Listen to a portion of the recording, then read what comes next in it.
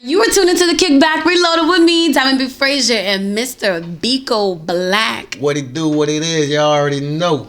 He is hailing all the way from London, then Africa, and the brother ended up in Rockville. You already know, man. That's a long ass motherfucking history, you know what I'm saying? So before we get into life in Africa, because you did speak about your struggles there and then your struggles in the States, I just have one question. As I was doing like my research and going through stuff about you, like I came across something. I'm like, is this a lyric or is this like an actual desire? So it says, thinking about taking slut on a trip out of state. Was that a lyric or that's something like you actually wanted to do or you was thinking about at that time? Man, that was something I was thinking about at the time, you know what I'm saying? I was high as shit, you know what I'm saying, my feelings. You know what I'm saying? But you know, that's what we do, you know what I'm saying? Like sometimes you gotta learn how to live, you know what I'm saying? Wifey at home, you know what I'm saying? Take somebody else out there on that trip, you know what I'm saying? I understand what's going on them roads. You did what? You said leave wifey at home and you taking the side chick on the trip. She get the luxury while the girl who really holds you down gotta be at home. I mean, the one at home don't like going nowhere. Oh Lord, bless your heart.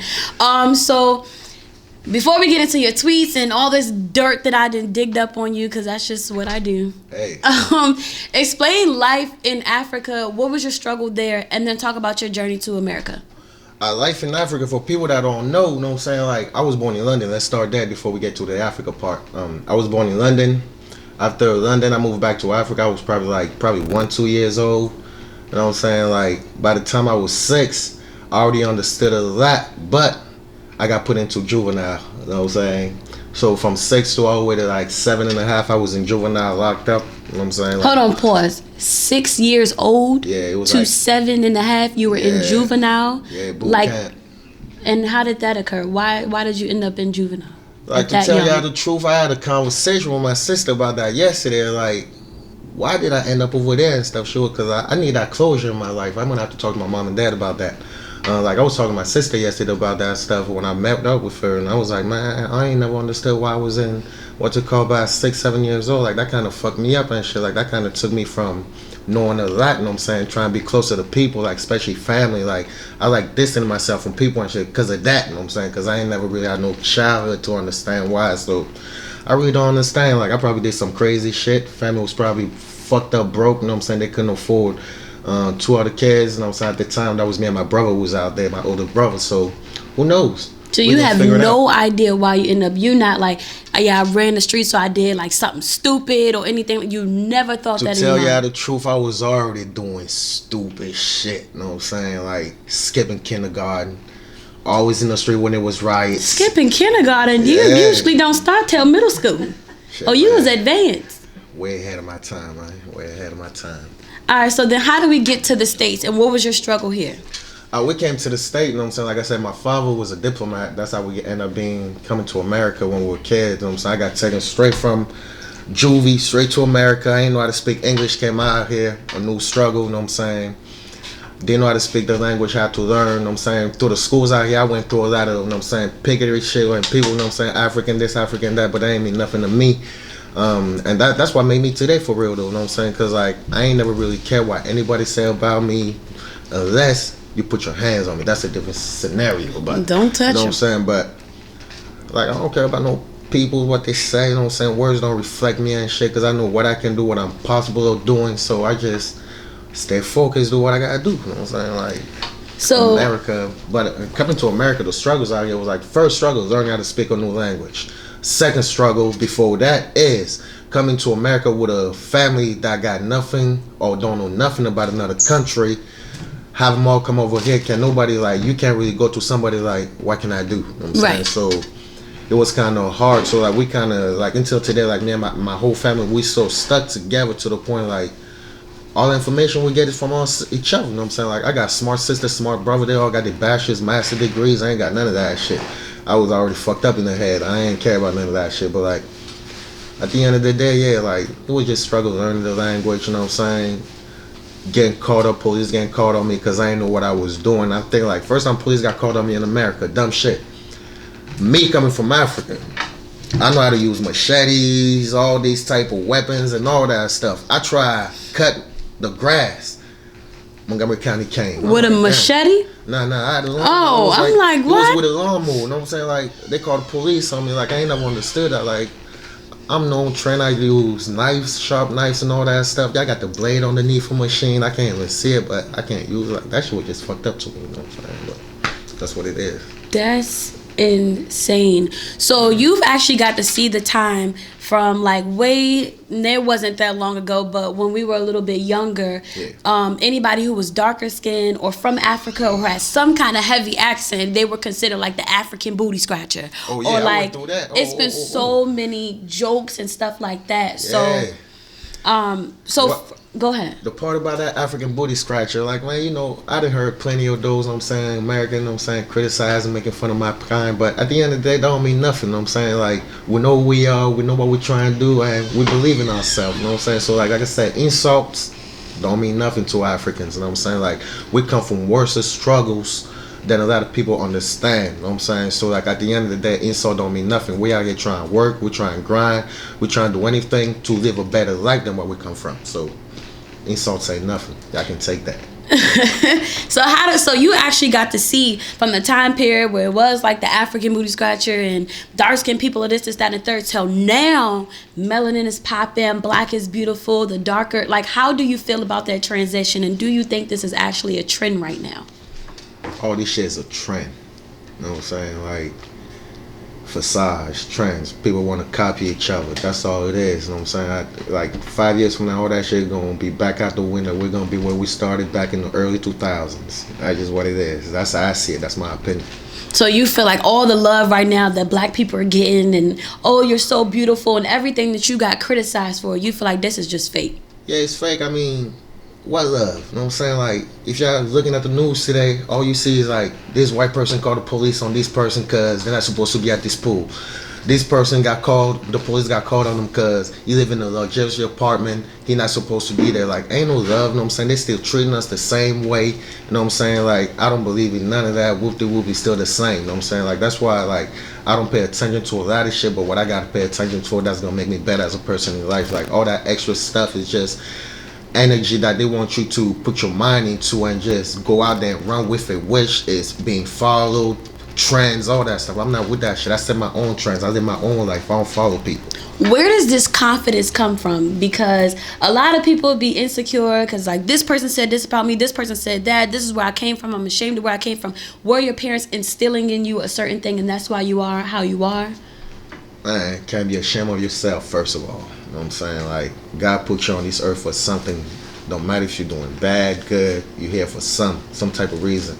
All these confidences, just like I said, being criticized as a kid, you know what I'm saying, being taken away from my family as a kid. Like, I had to learn life for real on my own, understand a lot of stuff on my own. So like, I experienced a lot of shit, got myself into a lot of scenarios, and that's what made me today. So to the point my confidence is just way up. Like, hey, it is what it is. Like, you can't stop me, you know what I'm saying? I'll stop you, but you can't stop me.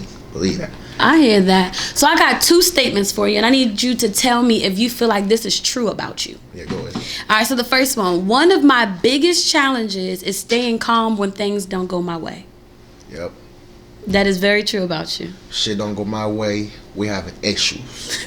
Like, just like, I live by certain rules and morals, you feel me? So like, at the end of the day, like, when I do stuff, like, I put my heart, my best at it, you know what I'm saying? So like, if I got people coming around what I'm doing and they can't put their best at what I'm doing, and they know when I'm trying to succeed in this life, like, I'm gonna go on you straight up, you know what I'm saying? Like, I'm gonna cut whatever. Matter of fact, this interview right here, you say some crazy shit I don't want to hear, man, I might kick the mic off. That's just me, like, Lord, but I'm not gonna do that though. Okay. I'm not gonna do that though. But like, that's just like, people, like, I don't go for games. Like, I'm really trying to succeed out here. Like, I'm not with the bullshit and all that shit. So like, if you with bullshit and shit, like, stay away from me. Like, I'm not with that. I'm trying to focus out here. I came from a lot of pain, you know what I'm saying? Like, so I'm trying to make my pain light, you know what I'm saying? So that's what it is. All right, so this next statement: I can fall passionately in love one day only to change my mind and be cold the next day.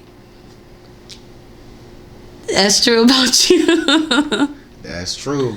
Like I said, when you don't really, how can I put this in words?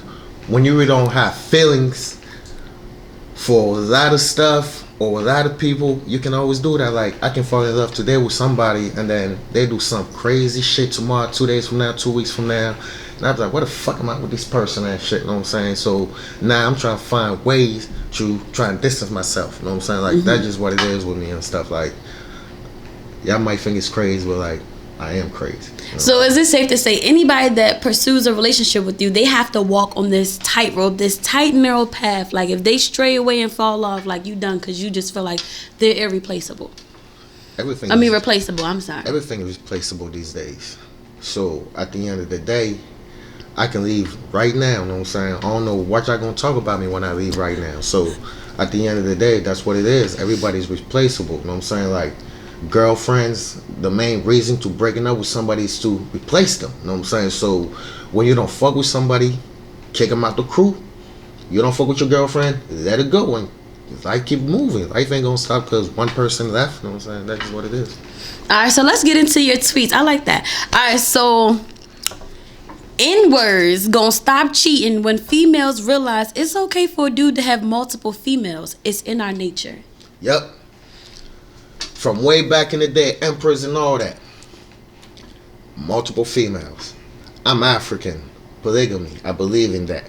I'd rather have multiple females in a relationship than ducking different women, you know what I'm saying, cheating on them, you know what I'm saying, not knowing each other what's going on. So to me, it's like, if I got 3 girlfriends, shit, if I got money like that, we can all stay together, babies. You know what I'm saying? Like, we ain't got to play the ducking games, none of that, you know? Yeah. So you won't pursue a relationship with someone unless they are fully comfortable that you have multiple people. Open-minded. So will you have 3... Okay, situation. Is it okay to have 3 wives? Like, are you looking to marry 3 different women? Yeah, if I fuck with their personality, 100. So who gets to have your child? All of them? All 3, but number 1 is always number 1. So it's going to always be that main one, and then anybody else is kind of just like, if you get bored in the meantime and between time kind of thing. It's not even get bored in the meantime. It's like my uncle had 5 wives before I came to America. Like I say, in my country, we believe in that. So by me saying that, it's really something in my culture. Like, I'm not just speaking to speak. So let's say in America, a nigga can have 5 baby mothers, right? Mm-hmm. Boom. Shit not cool. But why does he have 5 baby moms? Because he dipped and dabbed. The end of one didn't work, and now with another one didn't work, and this one was an accident. Some of y'all females not doing your job right. What is our job? Hey. Lock them down so it wouldn't be anybody else? See that answer right there? That's what I'm asking. asking. Lock them down. No. A man's nature is to move around. First of all, you know what I'm saying? Like, we wasn't built to sit and all that stuff. We was meant to move around. So, like, as a man, we always got to be out there chasing, you know what I'm saying? Like, females, like, I'm not even going towards that subject. Let's speak about something else, because I don't try, you know what I'm saying? No, I want some people right now. No, you good. Like, this is real. Right, I want people to know you as a person and your views. So, like, whether somebody's watching this, like, dang, like, he's a dope artist, like, I can relate to this, or whether it's a girl, like, that was scrolling your page, like, oh, I want to see his interview, and they just knowing up front what it is that they're getting into. So, let me close this out with one last question. If you are to, do you have children? Not yet. Okay, so if you have a daughter, are you going to preach to her that you need to know that men are going to have multiple women and you just might be the 3rd wife one day? Coming from my country, that's the type of shit I might say to my daughter, because you never know. You know what I'm saying? Like, I'd rather tell my daughter you might be somebody's 2nd wife, 3rd wife, than tell my daughter you might be somebody's baby moms. Be on child support. I'm not accepting that. I'd rather you having a ring, a man taking care of you. I don't care if he's taking care of his 3 wives and they all stay in the same house. Everybody's fed, kids got clothes, going to school and all that. I respect that, instead of having a girl out here with nothing, you know what I'm saying, baby father fucking multiple type of bitches and all that shit. And my daughter is one of them. Like, no, that's not gonna happen. I'd rather you go get married, you know what I'm saying? Go stay in Africa somewhere and marry somebody, you know what I'm saying? Have them take care of you. That's life. So marriage isn't necessarily about love? Yes. It is about love. Yes. Your heart is for love. Your heart can love multiple person at one time. It's like, I don't know what's going on between y'all, but you love them because y'all work together. That's part of your heart. Right. So depending on what, how can I say this? Depending on what distance you're trying to take that love, it's on you. You know what I'm saying? So if you want to take it more than what it is, friendship, you can do that. But you know what I'm saying? Some people, like I said, you know what I'm saying? Is she expected to just be with her husband, or can she have a boyfriend?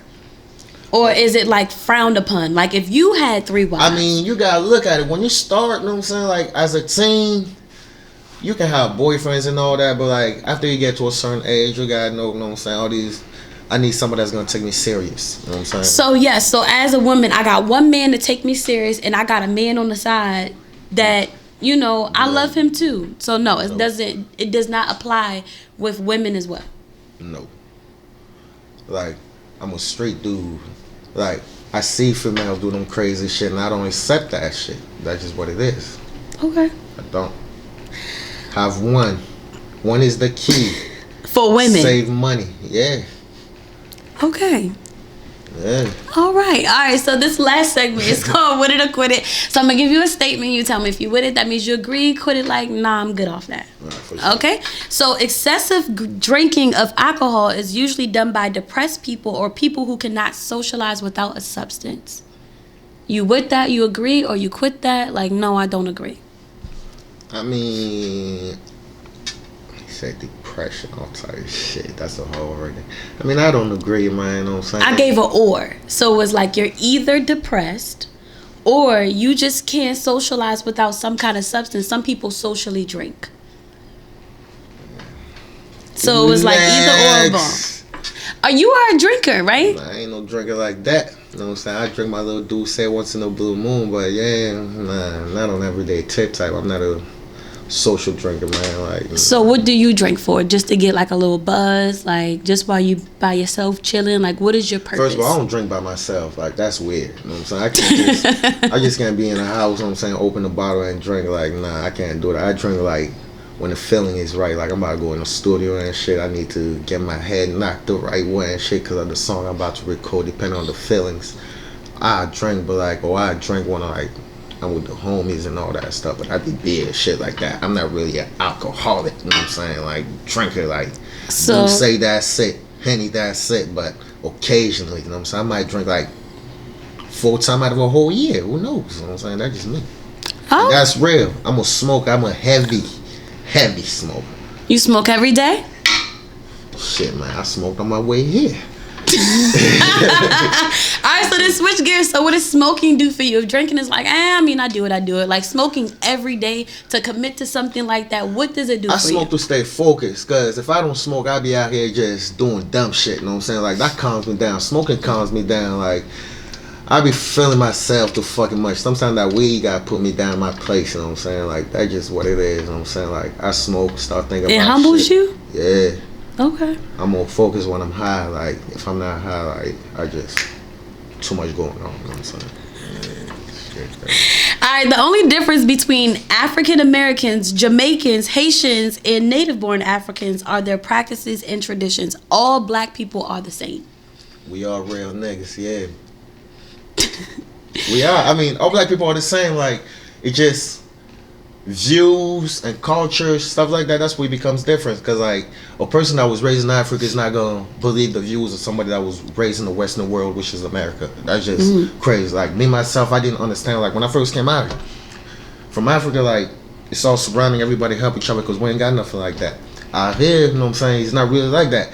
Somebody in a family, like let's say you from a family of 7, somebody in that family can be, let's say family of 7, 3 baby fathers, shit like that, you know what I'm saying? You know, one kid can make it to the NFL. You feel me? He will not take care of the rest of his brothers because they ain't got the same mom and dad and stuff. So it's different out here, you know what I'm saying? Like that stuff I understand day by day as I, you know what I'm saying, live in America, like little stuff, you know what I'm saying? Like stuff like that. Okay.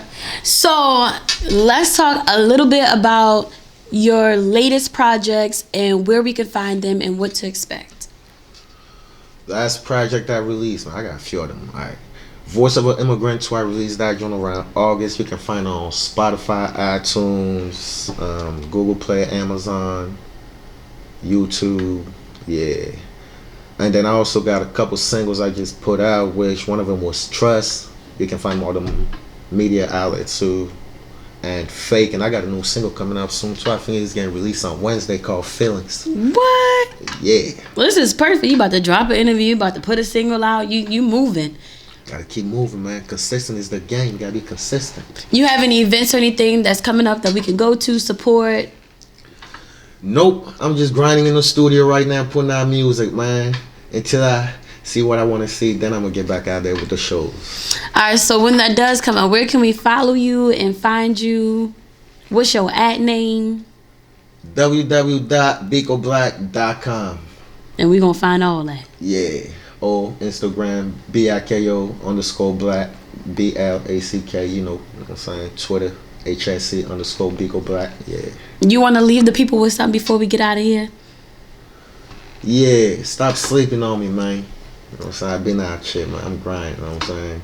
DMV, I do this shit for y'all. Africa, I do this shit for y'all. I'm really out here grinding, but you know what it is, man. Y'all don't see me, but I see y'all. Yep. Alright, that was Biko Black. I'm Diamond B. Frazier. You are tuned into the Kickback Reloaded. What it do?